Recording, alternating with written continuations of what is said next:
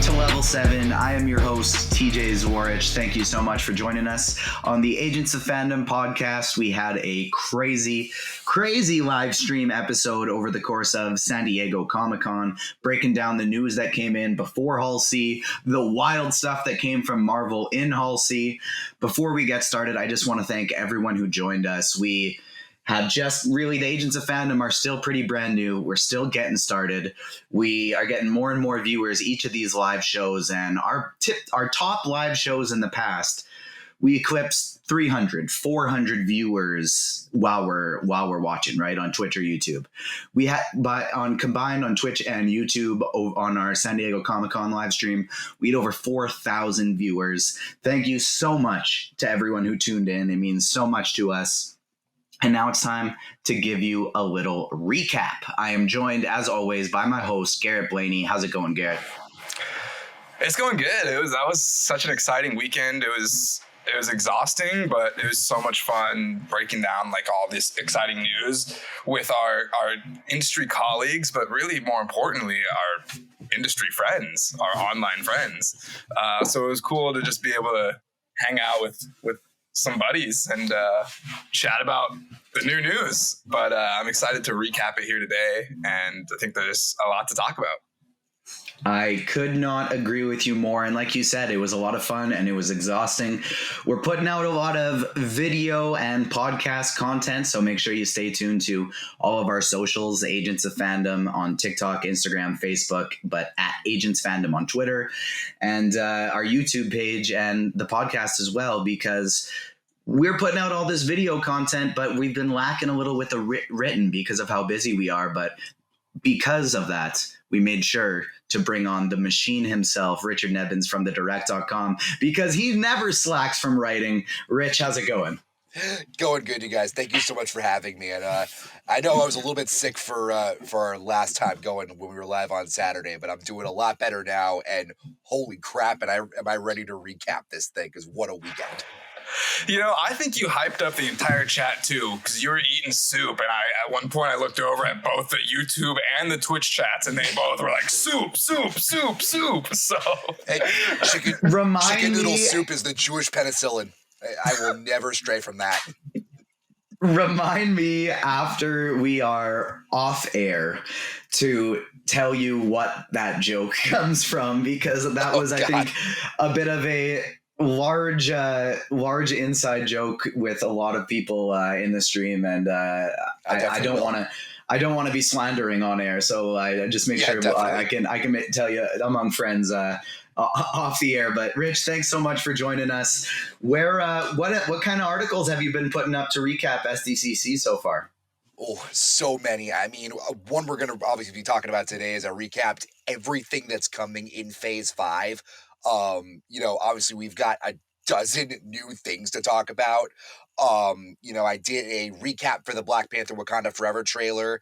And actually I'm going to be working on something over the next couple of days. Our guys and me at the Direct are ranking everything that's coming in Phase 5 in terms of our excitement level. And I cannot wait to get started on that.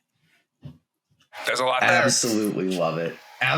There's a ton there, as there always is for Rich, and I feel like we got so much to talk about, we might as well just dive into it. It was such a big weekend that we're going to have not one, but two shows this week. You got this one on your podcast feeds dropping Wednesday morning. If you're watching on YouTube, make sure you subscribe and hit the like button for us as well. But we got another live show coming this week as well. Thursday night, 5:30 Pacific time, 8:30 Eastern time. We are going to be joined by brand new agent Jade, who of course just crushed it on our live stream, as well as Josh, from the Den of Nerds himself. He's hopping on to we're going to do a little draft from the Phase 5 projects that came out, as well as get his thoughts from Marvel's Hall H panel as well. But enough of that. Let's get into what we had this weekend already. Let's talk some recap. We thought maybe we were going to get some what the rest of Phase 4 would look like. Maybe a tease from Phase 5.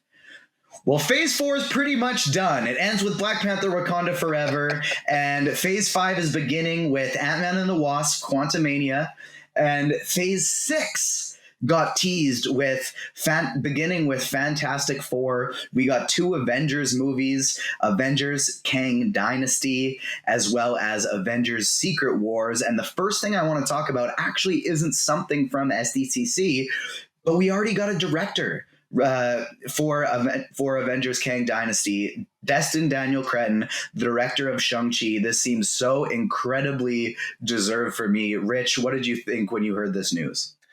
I am so pumped for this pick. And it's so funny too, because like we were looking back at all of our past stuff that we've reported on for him. He was adamant that he was not going to do Avengers 5. I don't know if he was actually being honest or if he was just pulling the Marvel, I'm lying to you, but I'm not lying to you thing that people have done for 15 years. No, I am absolutely stoked about this pick. Shang-Chi is one of my favorite movies in the MCU. I absolutely loved what Destin Daniel Cretton did with it. And I can't think of a much better choice to do Avengers, the Kang Dynasty. I couldn't agree more. Garrett, what do you think? Yeah, I'm pretty much on the same page. I saw the news come out today, and I did a little happy dance. I actually got up from my chair and did a little dance because Shang-Chi continues to be one of my favorite Phase 4 projects. It's very high in my list of MCU projects in general. So I think that that's a great call. I didn't actually read any of the reports though, so I'm interested to know if either of you guys have this information or if it's still just kind of up in the air. But is he still attached to Shang-Chi too? As far as I know, he is. I haven't heard anything differently, but I don't know. They haven't set a release date or anything for it yet. Yeah, I know that there was like there was an announcement, but not like an official like announcement with like a name or anything. Right. A while back, it happened maybe a month or two after Shang-Chi. It was around Eternals time, I believe. I think so, yeah. So I'm just curious if this is going to add another project to his plate, or if this is going to kind of be a swap of, all right, I'll do Avengers: The Kang Dynasty, and someone else will do Shang-Chi 2. So I'm curious how that's going to work out. But other than that, very excited for this tap. That's very interesting. That's something I hadn't actually even considered. And Rich, going back to what you said before about was he lying, or did he just not, was he telling the truth and then changed his mind? Kind of this is not factual at all. This is just my view of the situation, opinion wise, was when he's looked at what Avengers movies have been in the past, he kind of thought, no, I don't think that's for me.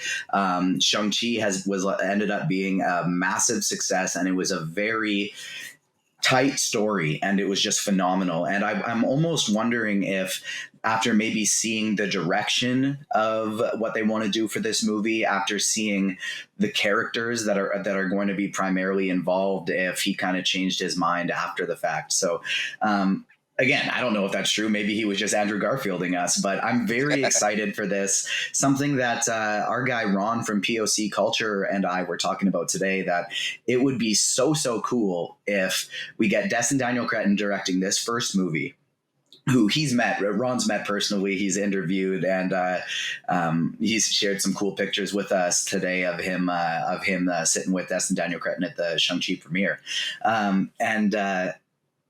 We both thought it would be really cool. We came up with this idea separately, then like spewed it out in a chat at the same time, that like we have like, with Secret Wars coming in the future, we're expecting to see Doctor Doom sometime here in the meantime, or if not expecting, at least hoping, so that he's involved.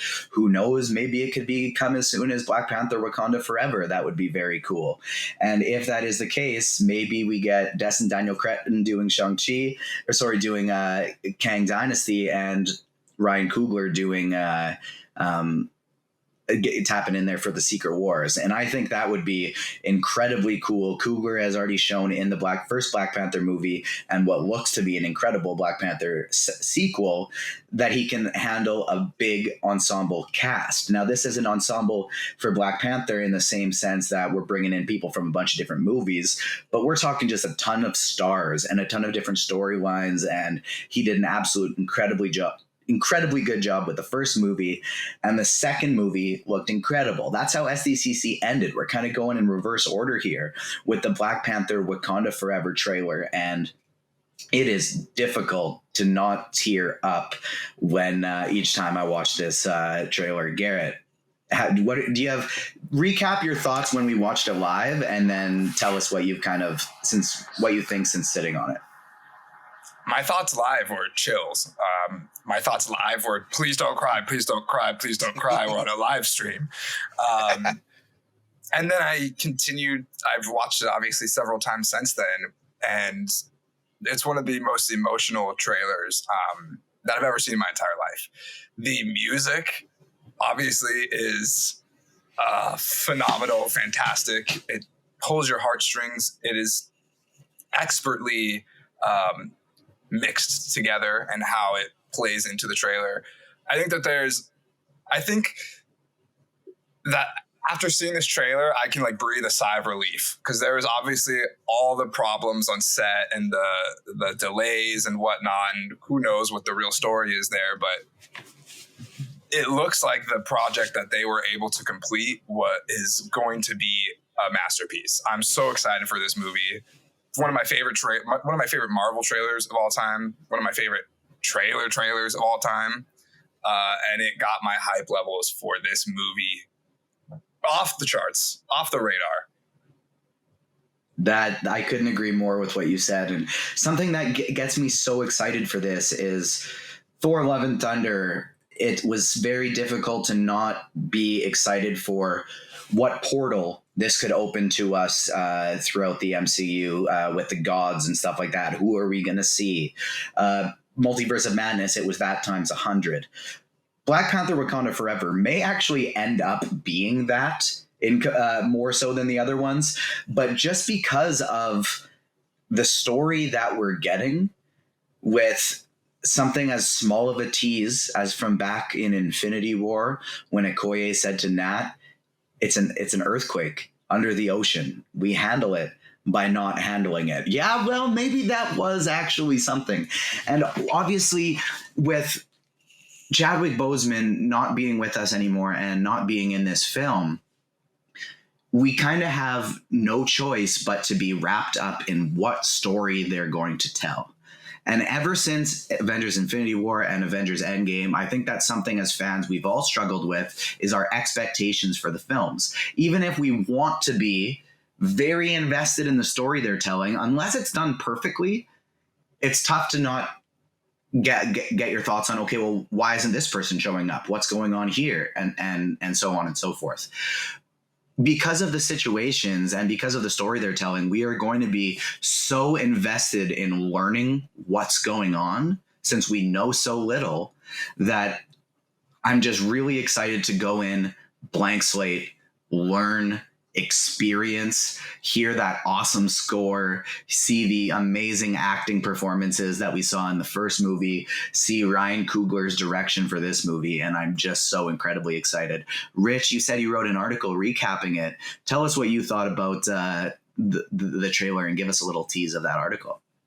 I mean, like you guys said, the emotions hit to about 1,000 on this one. I mean, we knew this was going to be a rough one regardless of how this movie looked without Chadwick Boseman in the picture. I mean, having passed away 2 years ago now. And I think Ryan Coogler is going to be in the running. I mean, obviously, he's one of the best directors that the MCU has already, but he's in the running for that top spot. You know, I think with what he's done with this movie so far, how he's had to basically redo this story like 2 or 3 different times because of Chadwick Boseman's death, because of everything that's happened over the last couple of years with the schedule change and everything. And now he's got the responsibility of ending phase 4, which is, I mean, a huge responsibility. I mean, especially without an Avengers movie or a team-up movie or anything. But I absolutely love this trailer. Like you said, the music, the Bob Marley remix was absolutely perfect. They couldn't have gone with a better song for that. And I thought, I mean, every single character in this trailer absolutely shown. I mean, Nakia, Okoye, Letitia Wright, Shuri. The moment where Ramonda Angela Bassett was just Oh. crying out about her family. Oh my God, that was a stab in the heart. And it makes you wonder what actually is going to happen in this movie. I mean, not just with T'Challa, with her whole family. And then we've got our first, one of our first MCU mutants in the picture, obviously, with friggin' Namor the Submariner finally coming in. I thought he's going to be awesome. I know they're changing it up a little bit from the Atlantis thing. I think for the better to avoid any Aquaman comparisons. But I think this is going to be a killer movie. I think it already has a shot to be arguably the best movie of Phase 4 so far. And we've gotten some great movies in Phase 4. I mean, No Way Home, Shang-Chi. I know we've got differing opinions on Multiverse of Madness and Love and Thunder and everything, but this one has a shot to be a really, really special one at the end of the day. Yeah, I couldn't agree more. It's going to be very difficult to top the first one, but after that trailer, it was just so incredible that I think they maybe even have a shot. I agree. And a couple of closing thoughts before we move on to other projects. But I'm wondering if with the addition of All Right in the trailer that got mixed in with Bob Marley, I'm wondering if Kendrick Lamar is going to be returning to do another soundtrack. Because that is one of my highlights of the first movies. I still listen to that soundtrack like front to back to this day. So I hope that Kendrick returns to do more in that. And then I'm glad that you brought up Namor as well, because I personally, and I'm pretty sure I speak for everyone else here, thought that he looked fantastic in the trailer and I'm super excited for him. However, I have seen across the industry that maybe not everyone feels the same. And I'm not going to say any names here, but I would like to quickly give an example of how not to write a headline. Oof. Yeah. It goes, what did you think of the Mexican Namor the Submariner in Black Panther 2? And the headline is, someone give him a gym membership. Black Panther Wakanda Forever reveals first look at Namor. And the picture is a picture of Tanakh from the trailer next to an obviously very yoked Jason Momoa, comparing these two body types. And that's just not okay for a lot of reasons, and I won't go into them. But this is a champion, and this is an awesome moment for Latinx people. And to see it kind of dismissed in this way was pretty disappointing to me. So hopefully I don't see any more of this until the movie releases and after the movie releases. But I just wanted to call that to the attention real quick. And first of all, it's not okay to compare about 99.9999% of the people on this planet to Jason Momoa, because we're not going to come up to that standard body-wise. And, like, that's just not cool in and of itself. But, no, people need to get more of a better view on this kind of stuff, because I think people who view it like that are going to miss out on something that's going to be really awesome. I mean, culturally, in the comic book movie world. I mean, especially because this is going to be a huge thing, not only for just the MCU, but for comic book movies as a whole. Getting this kind of culture into Black Panther Wakanda Forever, even besides the African-American community, and with a new character at that, I think that's just something that people need to kind of, get past and just enjoy this movie.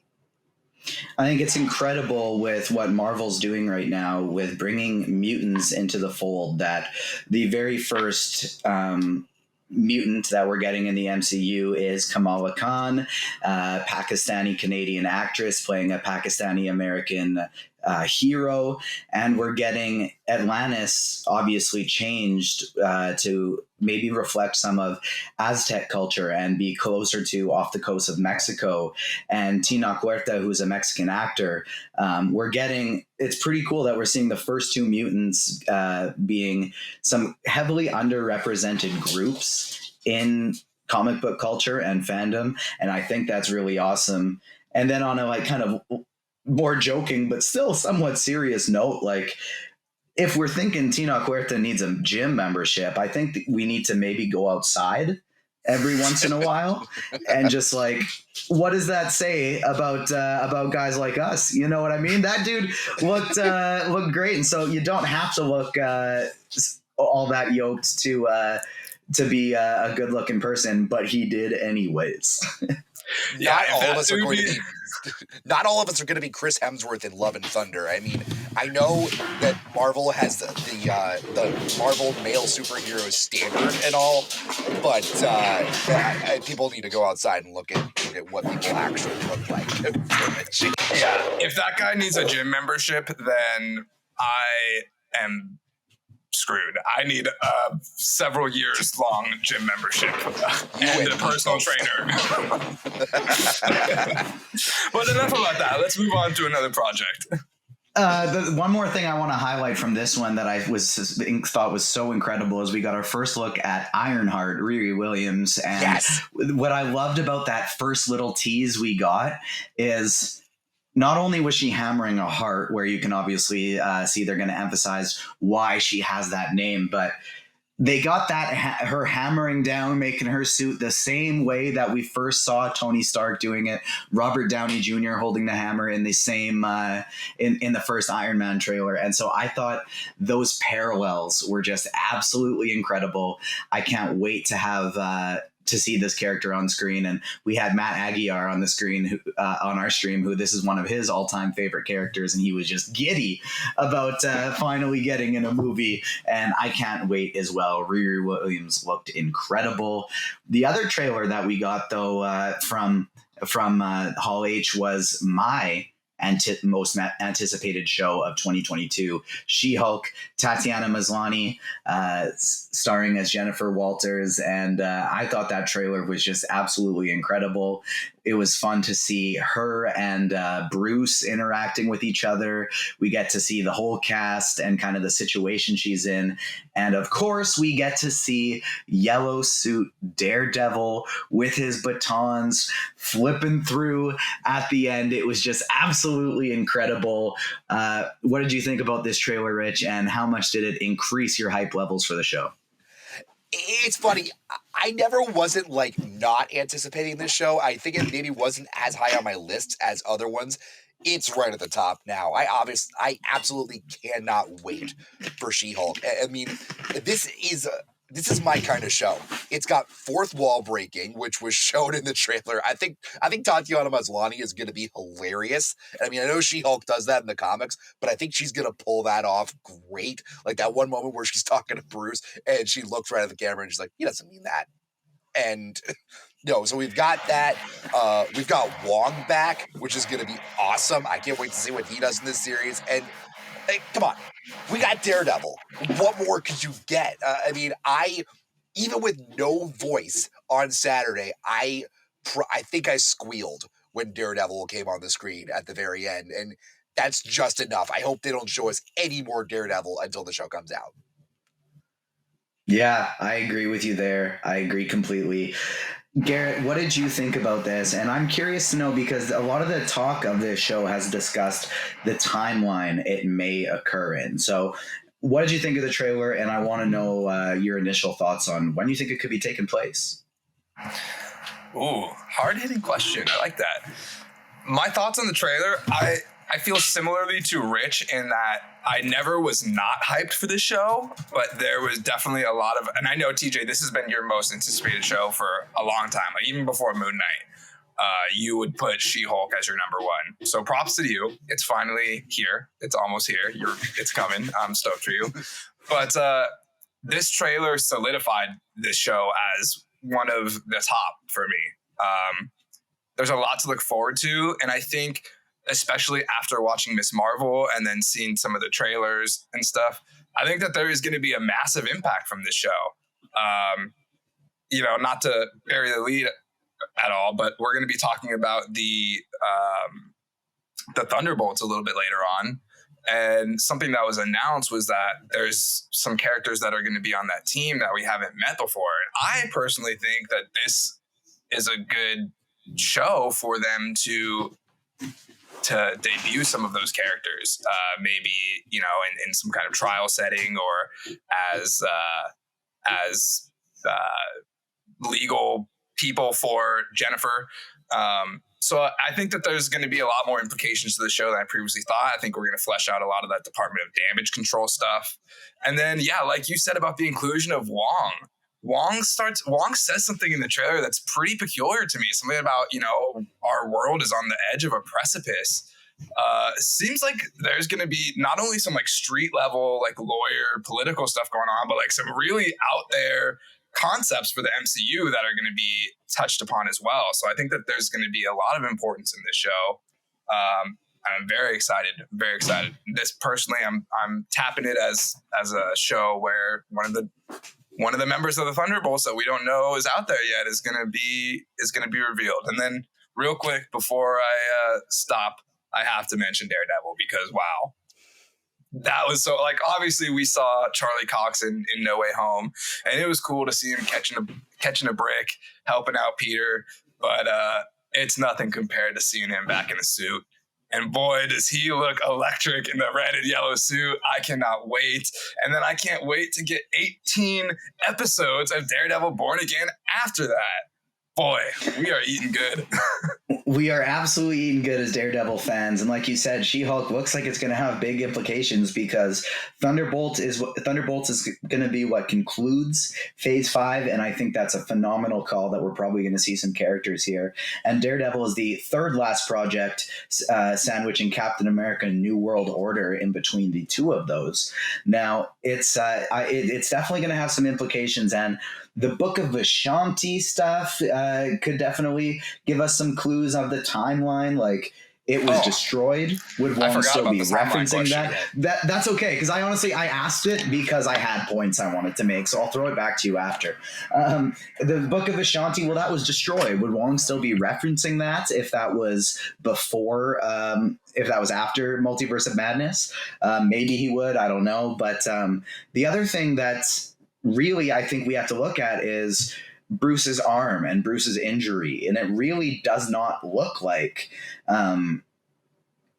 he would have snapped his fingers yet to bring everybody back when in a lot of these moments with Jen and Bruce. And so I'm almost wondering if she became She-Hulk during the blip, and then the kind of the present story takes place post-blip, and they're going to be going back and forth a little bit there.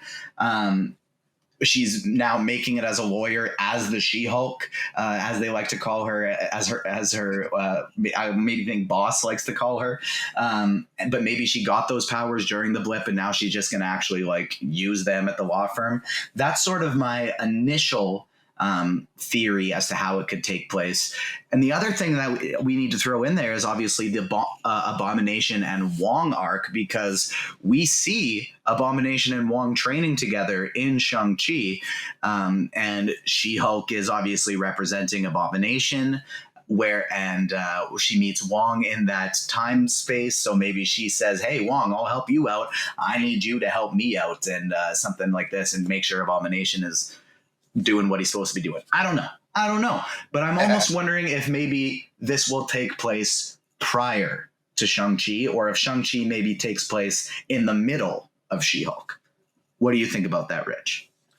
That is definitely an interesting theory. I mean, this whole timeline thing is going to get really, really wonky here over the next few projects. But no, I am really curious to see that, because obviously we still see Bruce's arm in a sling at the in the post-credit scene from Shang-Chi when he's with Captain Marvel and Shang-Chi and Wong and everything. But yeah, that Book of Ashanti mention definitely throws some questions in there. And no, I mean, I'm definitely curious as anybody to see what happens.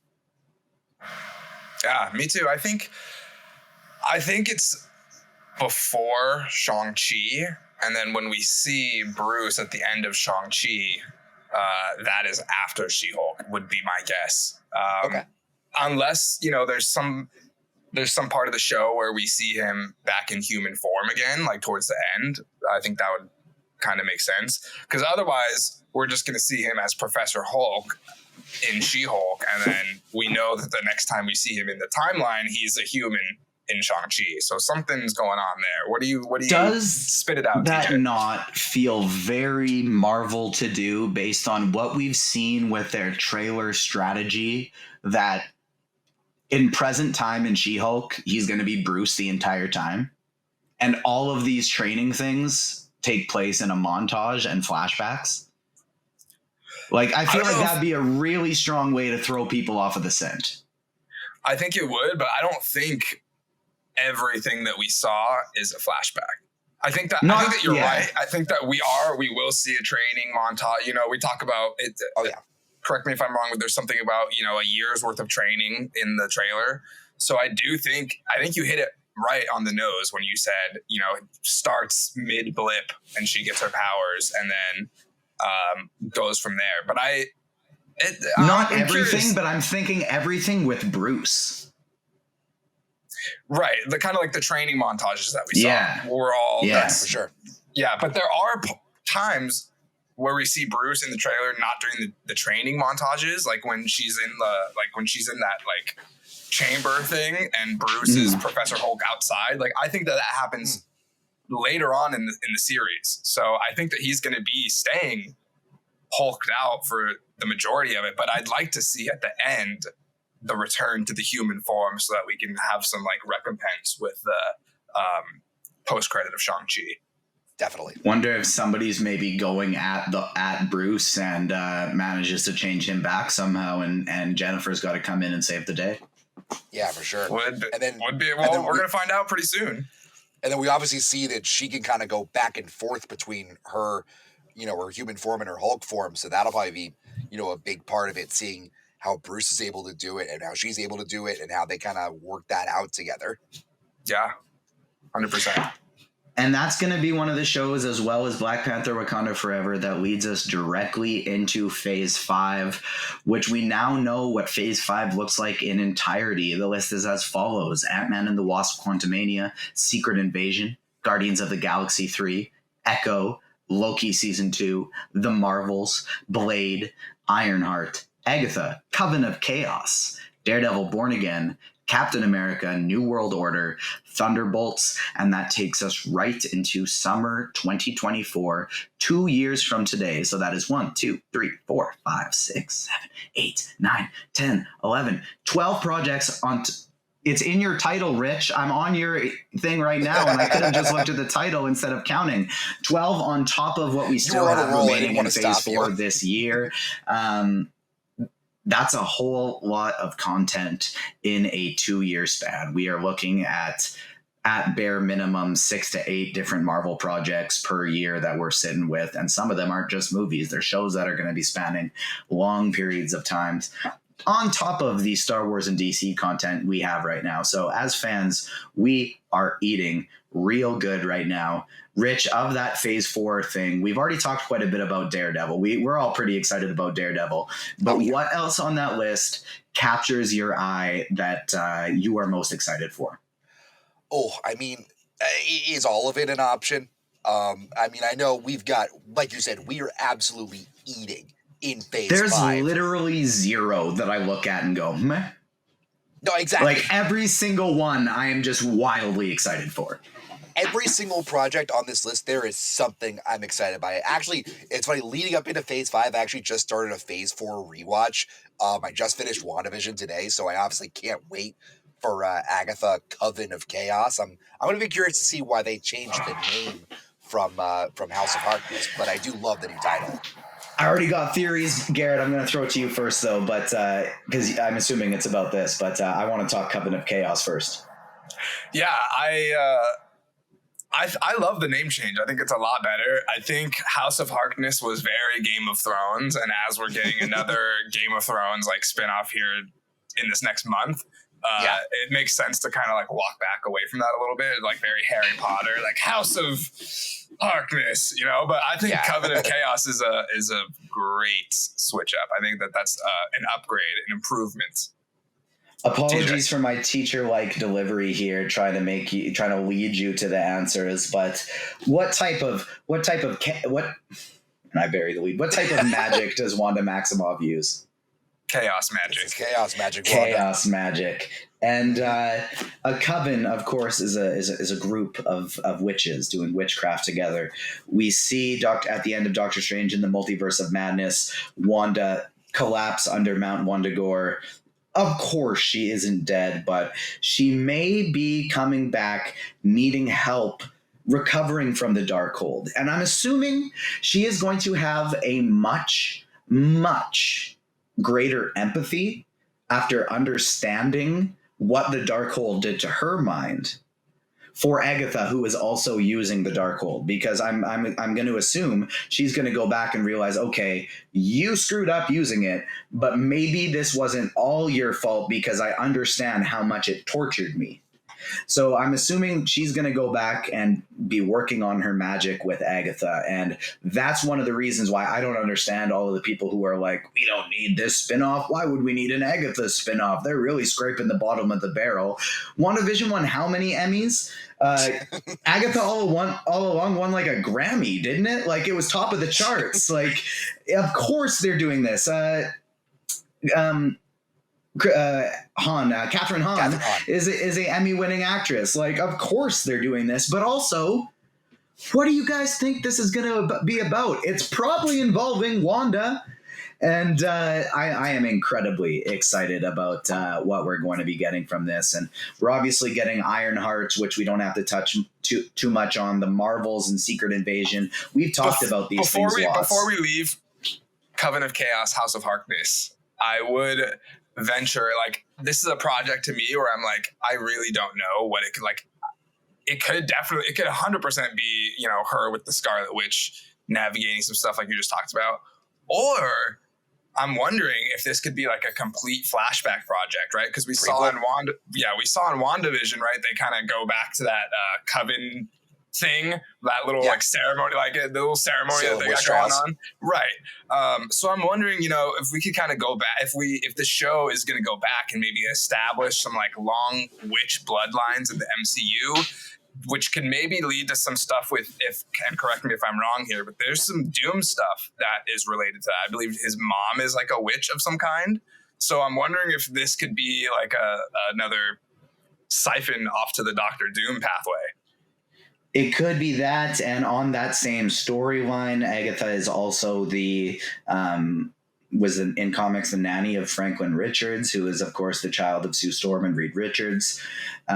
There's so many different ways that it could go, and I think, honestly, the primary thing I think will come out of this this show, I think what we will get out of it is our young Avenger Billy and Tommy. I think that is what is going to come out of this show. It's primarily Wiccan. I think Wiccan is going to be a large factor in this show, and I don't think it's going to be the small child. I think it's going to be as a young adult. Yeah, interesting. We'll see. I mean, I hope Julian Hilliard and Jet Klein get another chance to be Billy and Tommy again at some point. But we will see. I mean, if this sets up some Young Avengers stuff, count me in, because they didn't mention anything about the Young Avengers, and we know they're on the way. Absolutely. And the other things in phase 4 and in phase 5 and moving on to phase 6 that I want to focus on here are the movies, because here on the Agents of Fandom podcast, we are obviously going to be covering each episode of the show very in depth. And so that's going to be coming. And so I think for the rest of this recap, just for the sake of us not having another 4-hour stream, I want to focus on the movies. And the one that opens phase 5 is Ant-Man and the Wasp: Quantumania. While we didn't get the trailer, and there were some leaked ones that popped out on the internet, got taken down right away, I didn't even look because I want to be able to experience it in full force. But the one thing that got tweeted out from Comic-Con is Kang, Jonathan Majors, saying to Paul Rudd's Scott Lang, "Are you an Avenger?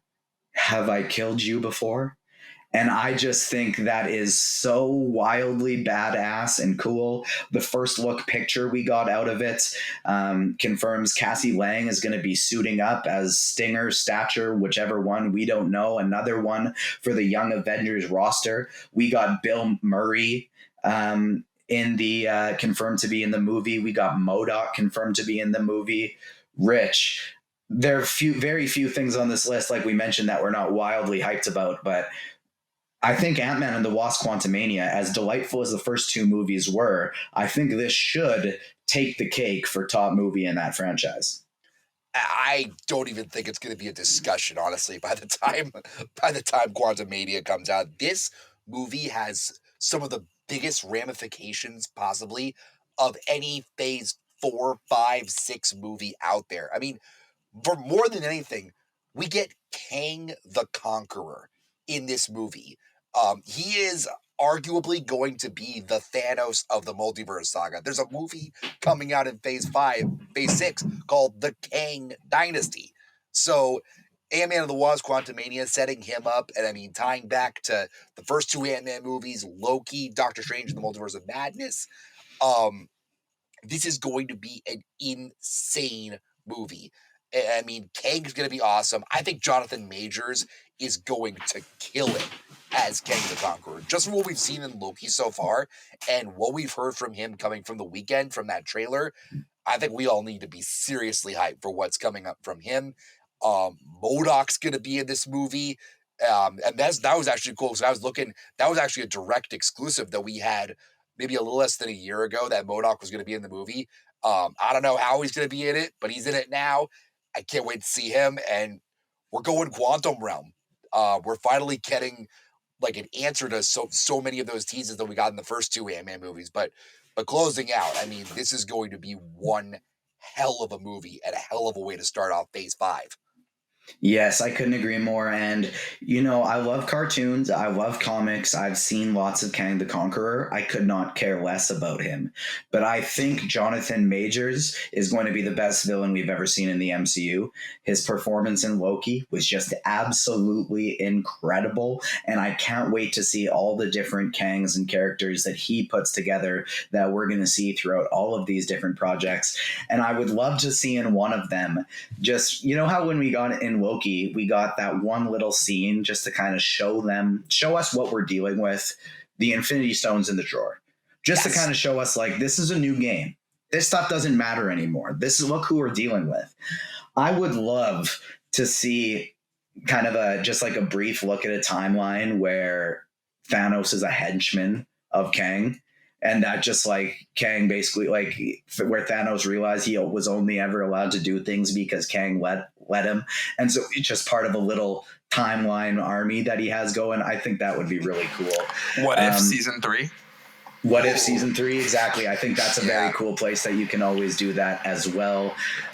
We got the Marvels coming up after Ant-Man and the Wasp Quantumania. I'm purposefully skipping Garrett on Ant-Man and the Wasp Quantumania because he accidentally knows too much. And so I'm going to throw it to him for the Marvels.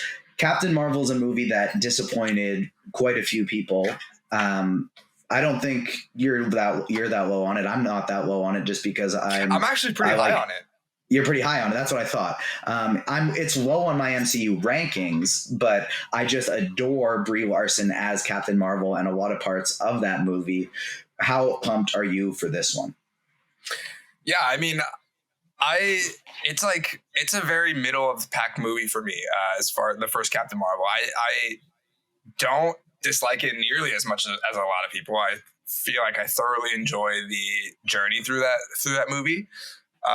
So yeah, I was always reasonably hyped for the sequel. However, after Miss Marvel, I'm certainly much more excited for this movie.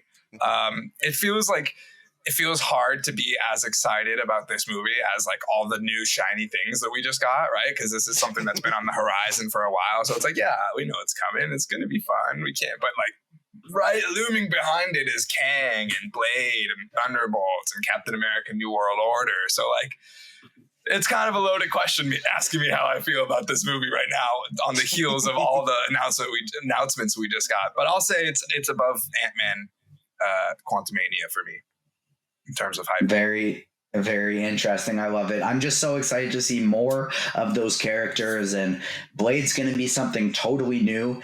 I'm going to honestly wait I don't want to even touch on this one too much because I feel like we are going to know more about this movie in the next few months, and we really just don't know anything about it yet. But I do think it's very interesting that shows like Echo and Daredevil Born Again are going to really explore street level Marvel, and I'm curious if that's going to take us into Captain America New World Order and Thunderbolts, which are both going to be films. And I'm wondering if this is going to be, whether it's Kingpin, Val, bit of both. Do we think these two films are going to be the culmination of the street level phase 4? And with them only being 2 months apart from each other, how much do you think they're going to be related? Rich, I want to throw that to you.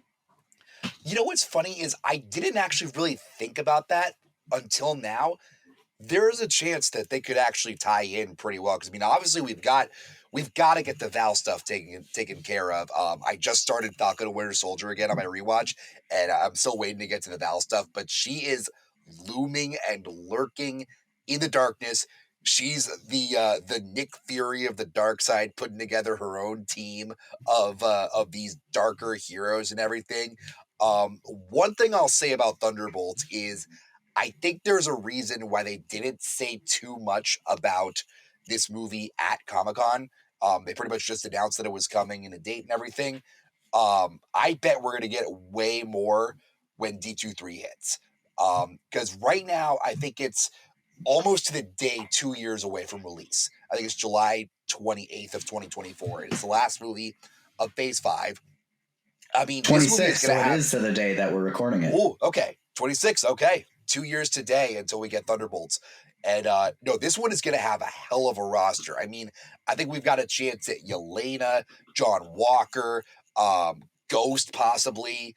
You know, there's a lot of characters out there that we could really pull together in this movie to make some kind of super dark team. And also this could be another stepping stone to what's coming in Phase 5. Like you said, the whole Thanos being a pawn of Kang thing. This could just be the tip of the iceberg to see how dark and crazy things are going to get in this world before Phase 6 comes along. Yeah, and I'm incredibly excited about what we're going to get in Captain America New World Order 2. I've seen some people think it's going to be strictly street level. I've seen other people think that Ross Marquand is going to be back acting as the spirit of Red Skull possessing someone else's body. Garrett, this is going to be our first Captain America movie led by Sam Wilson. What do you hope to get out of it? Oh, what do I hope to get out of it? That's an interesting question. I'm going to skirt that and just answer how I was going to answer anyways.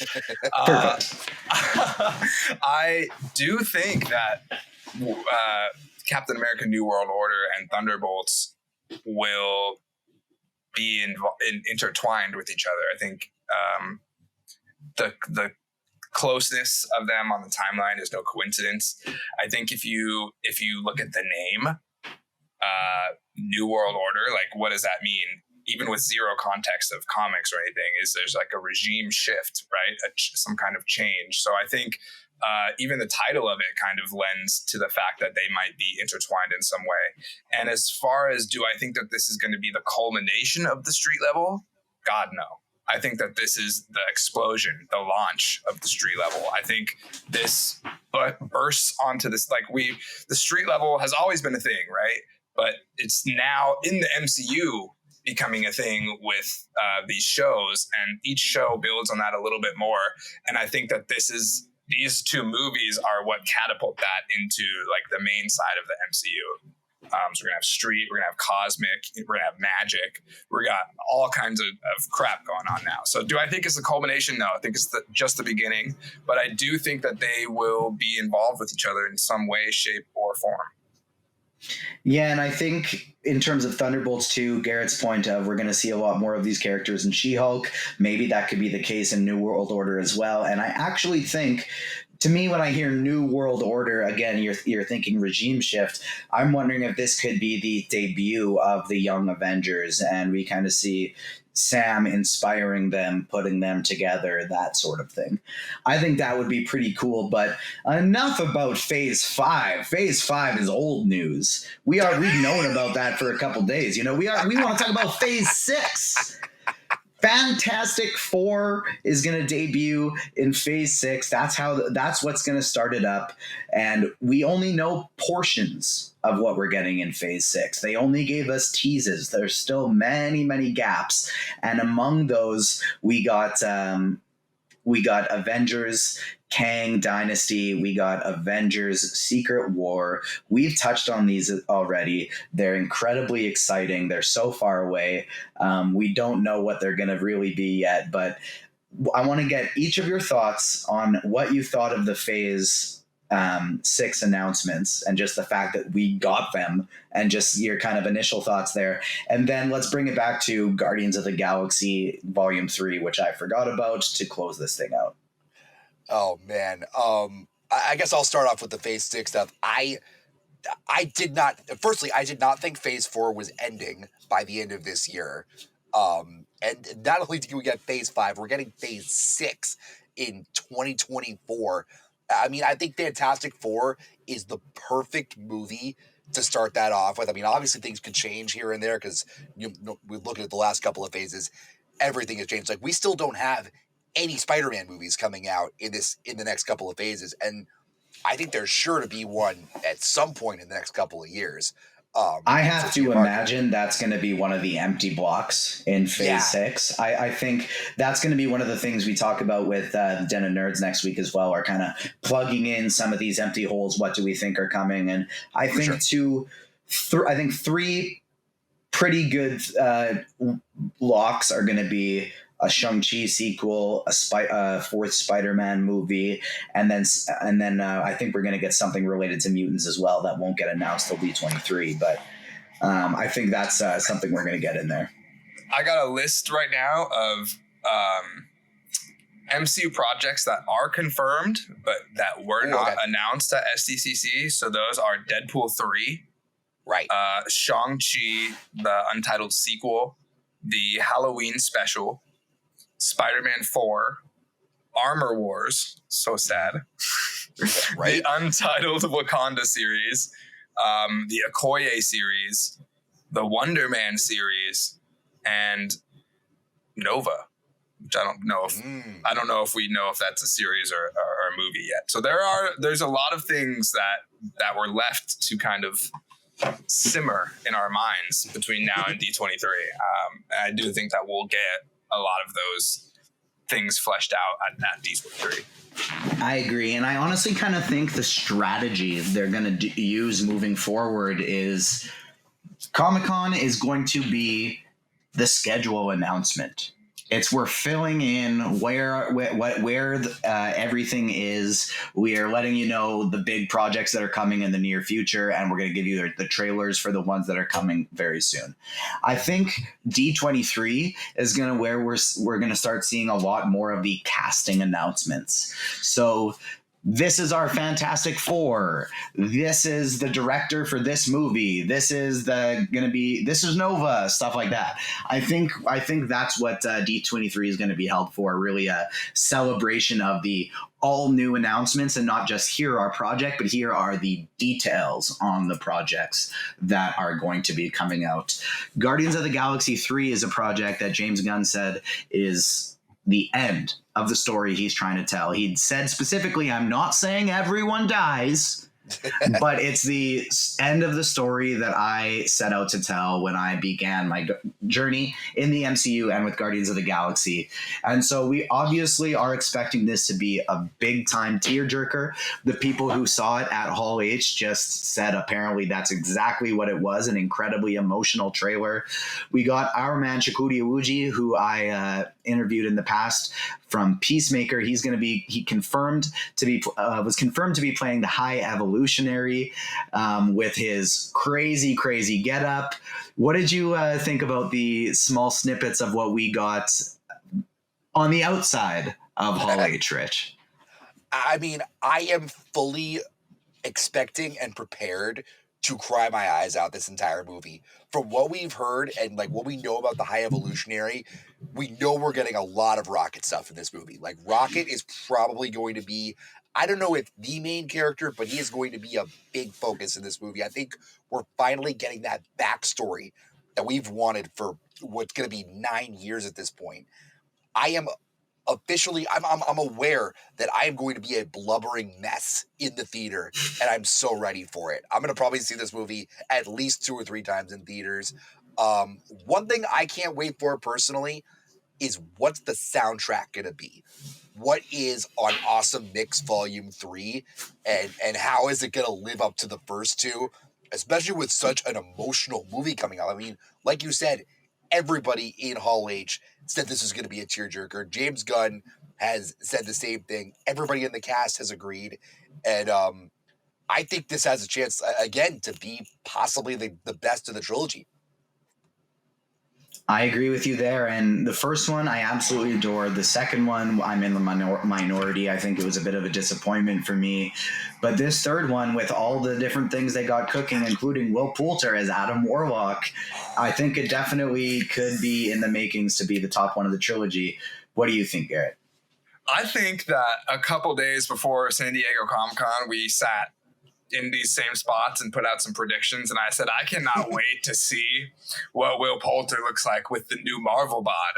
And his arms were big. I don't know if y'all saw those pictures, but That dude looks huge. He looks big now. So for everyone who shit on that casting when it came out, showed pictures of him from We're the Millers and stuff. Like, oh, this guy's gonna be Adam Warlock. Well, look at him now. Dude's a specimen. Dude is a specimen. So that's what I was excited for. But he was early in his cocoon in We Are the Millers, and now he is fully evolved as Adam Warlock in Guardians of the Galaxy 3. I feel like showing Chris Evans from like not another teen movie before he becomes Captain America or something. Yeah. Oh, you guys cast this guy? Oh my gosh. But here's my thing about this. We have somehow been doubting Marvel for 14 years when they gave us Robert Downey Jr. as Iron Man and haven't failed since. Somebody needs to stop doubting Marvel on these casting announcements, because 99.9% of the time they nail it. Yeah, I can't think of a non-nailed time off the top of my head. So, you know what's one I actually. You know what? No, and I think I've kind of changed on this already throughout the years, but something I didn't love initially, and it was when I was still more stuck on comic cartoon continuity that I didn't love off the bat, was actually Scarlett Johansson as Black Widow. Okay. Having said that, now that they've done so many projects, and I've just fully not just come to terms with, but have embraced that this is its own thing and it's going to be an amalgamation of stuff, and I like that better anyways. Like, that's just something I've grown to. I like the casting now. I like her for the Black Widow she is, as opposed to just not liking her because she wasn't what I expected the character to be. The tidbit of Guardians of the Galaxy 3 that came out of Hall H that got me the most excited, I think, was what seemed like small news, is that we got a snippet of Gamora leading the Ravagers. And that was the one that just got me wildly excited. I knew about the Will Poulter as Adam Warlock. We knew it was going to be a tearjerker, of course, but I did not know how Gamora's story was going to fit in, and I think that is a really cool way to tie it in. What do you think, Garrett?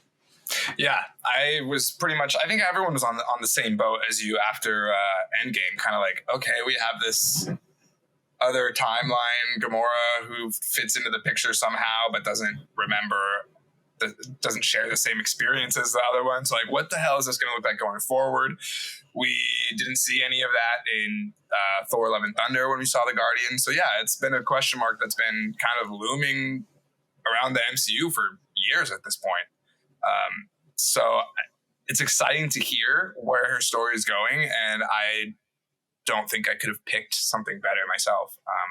I think she's kind of the perfect personality to lead the whole ragtag group of Ravagers. So I think there's going to be a lot of comedy that comes with that.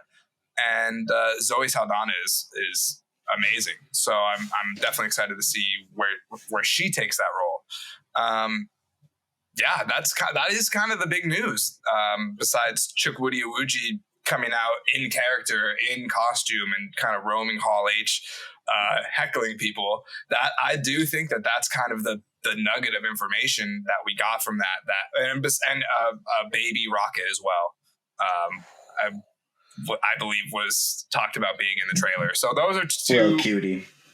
Yeah, and that just lends itself to what Rich you said earlier about Rocket taking on more of this main space in this movie and kind of finally getting a fleshed out backstory. And we know that the sprinklers, the eye sprinklers, are going to be on. So everyone be prepared.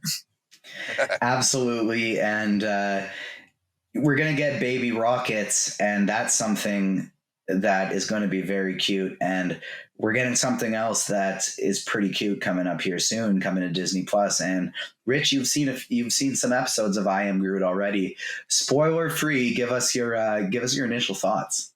Yeah, no, it was really funny. I was working this morning on some other stuff, and then I look at my email and I realize, oh, you have the screener for I Am Groot, and I actually got to see the entire thing.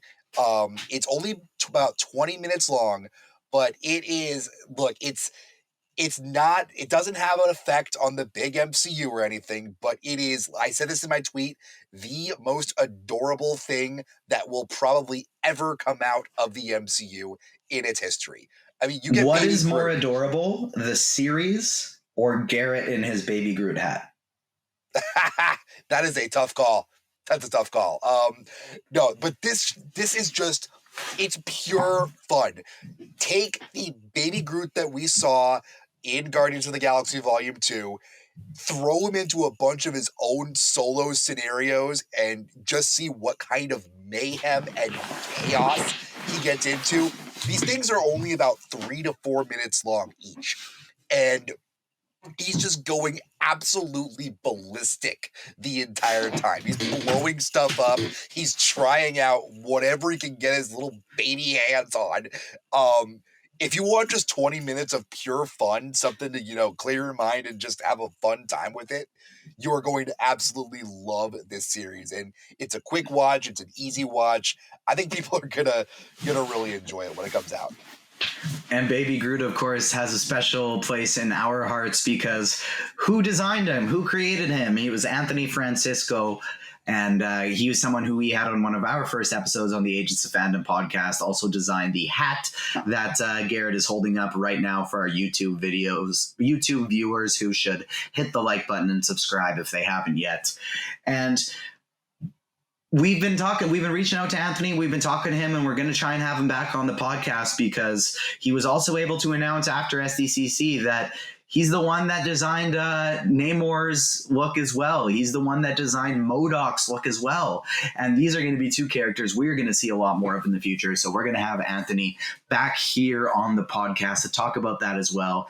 And we got another big guest coming this week as the Den of Nerds, Josh himself, is coming Thursday at 5:30 Pacific time, 8:30 Eastern time, and we're going to be live on YouTube and Twitch talking more San Diego Comic-Con stuff, getting his thoughts on the same things we talked about today, but also having a fun draft for these incredible 12 Phase 5 projects with myself, Garrett, Josh from the Den of Nerds, and brand new agent Jade. So that's going to be a lot of fun.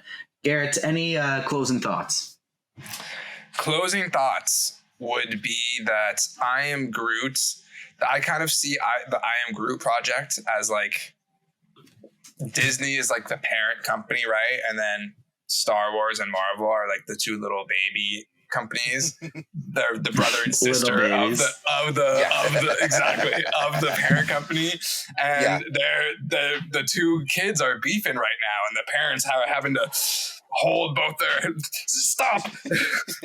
heads with their palms. Yeah, stop. And this is Marvel's like a slightly late answer to the baby the baby Yoda situation, the Grogu situation, and all that, the merch and the memes and the what have you that comes with that. So what I'm hoping to get out of this is I don't know if anybody watches SNL, but one of my favorite current sketches on Saturday Night Live is the when Grogu, the baby Yoda, comes on to the Weekend Update and kind of talks a little shit on Baby Groot. So I'm hoping that SNL this season can kind of answer back and have a baby Groot on there talking shit on Baby Yoda. They should just get Vin Diesel to dress up as Baby Groot and do the voice.